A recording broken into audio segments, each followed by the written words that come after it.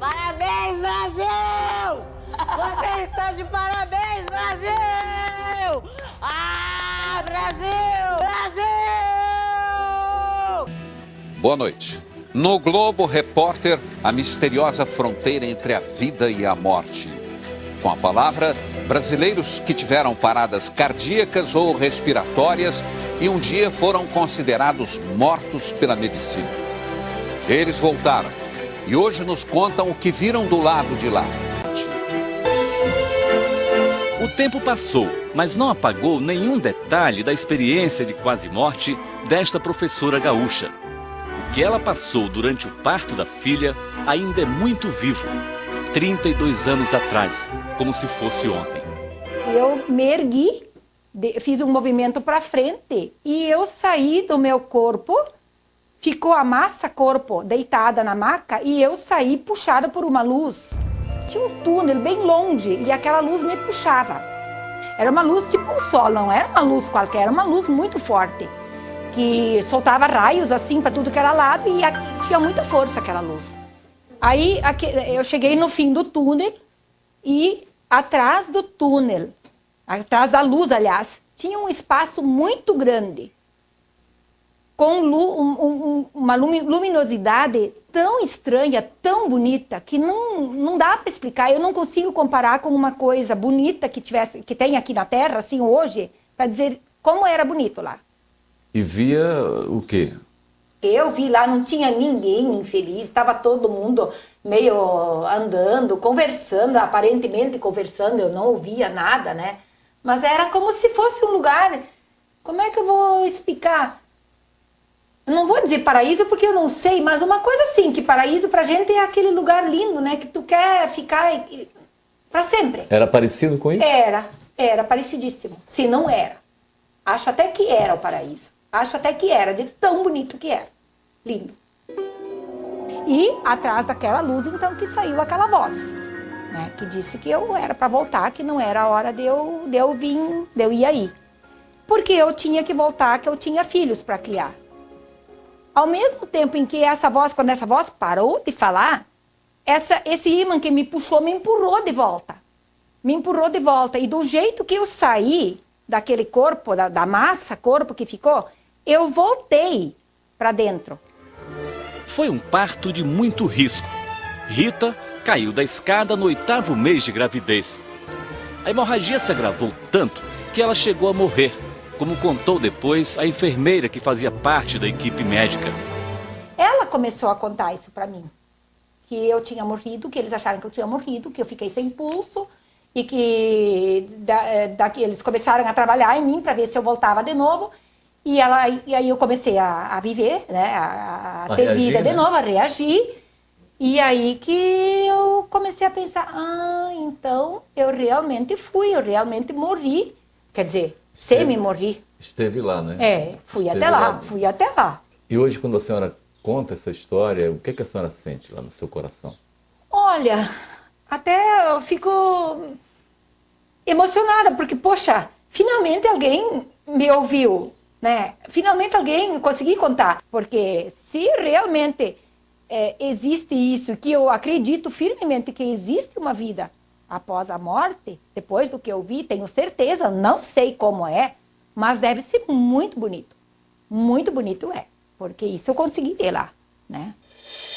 Cristina, ao contrário, foi atormentada pelo risco de morte súbita dos 25 aos 35 anos, até colocar no peito um desfibrilador. Nem é bom lembrar.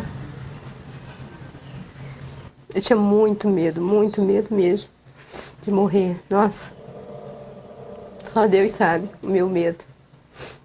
Era muito medo. Acho que quanto mais eu tinha medo, mais piorava a situação. Em 2 momentos diferentes durante as crises, Cristina diz que esteve num lugar nada agradável.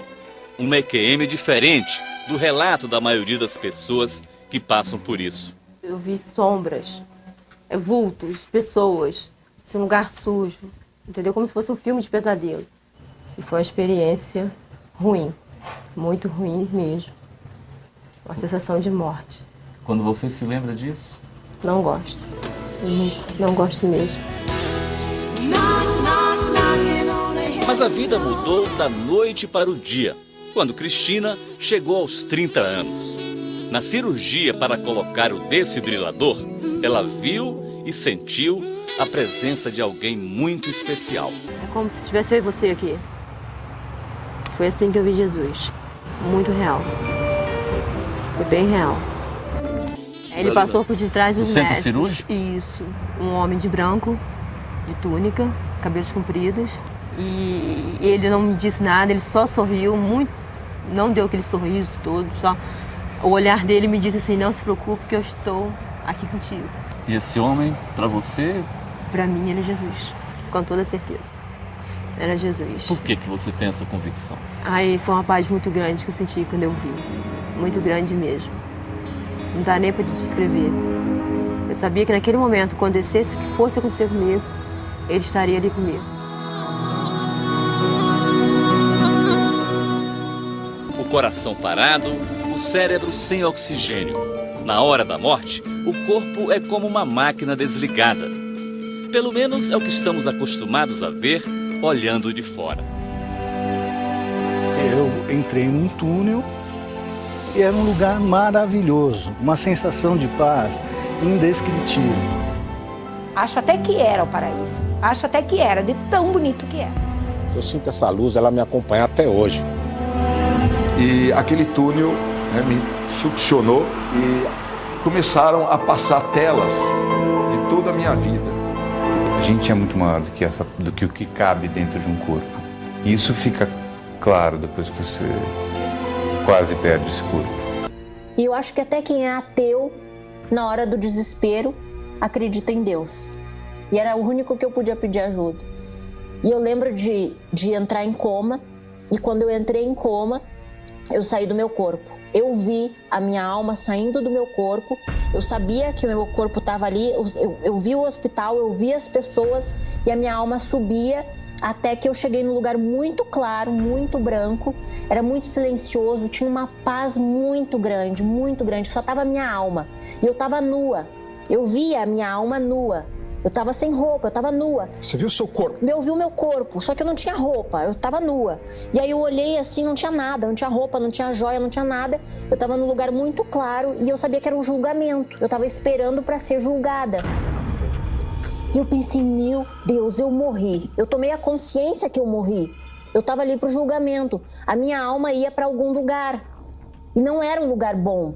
Porque veio um filme na minha cabeça de tudo de errado que eu fiz, Gugu. Até um olhar feio que eu dei pra alguém veio na minha cabeça. E aí eu sabia que a minha alma ia pra algum lugar e eu senti uma força muito grande se aproximando, vindo muito forte, muito brilhosa, muita paz. Assim, não tem palavras pra descrever de tamanho poder. E eu sabia que era Deus. Eu sabia que era Deus, Gugu. Eu sabia que era Ele. E quando eu vi, eu não tive coragem de olhar porque eu senti vergonha. Eu disse, Deus está na minha presença, eu não mereço isso. E aí eu baixei a cabeça e disse, meu Deus, me perdoa, me perdoa, me perdoa, me perdoa. Eu morri, me perdoa. Me dá uma segunda chance, deixa eu cuidar do meu filho. Eu pedi, Gugu, eu disse, me perdoa, meu Deus, eu prometo, meu Pai, que eu sei, eu acredito que o Senhor existe. Me perdoa por ter blasfemado.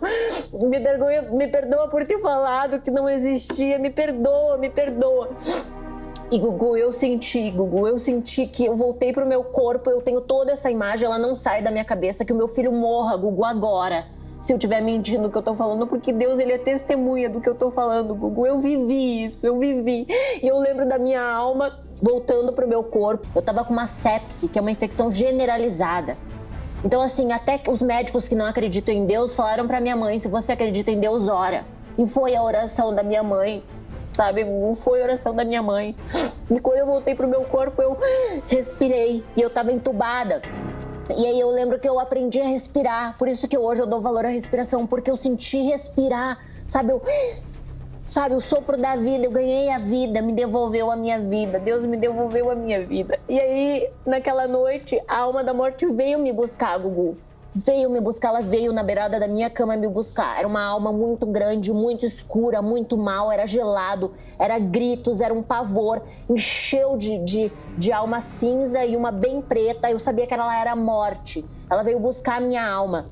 E ela veio e botou a mão dentro do meu corpo assim e puxou. Quando ela puxou, a minha alma descolou. Aí os pastores começaram a frequentar, me ajudar psicologicamente.